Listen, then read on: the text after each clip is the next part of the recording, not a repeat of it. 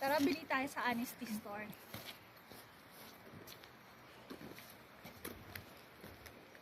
Nakasulat yung prices nila dun, oh.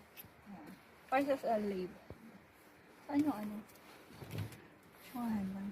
Ah, may goat milk pa, oh. Ano lang po natin? For 80 pounds. Tapos dito mo lalagay yung butter.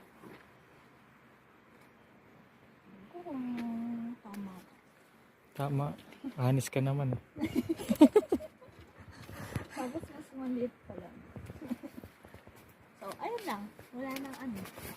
Wala nang tao. Basta bahala ka na magbigay. Hindi ko alam kung anong cheese to. Basta, Swiss cheese. O, diba? Rice. So, yun lang.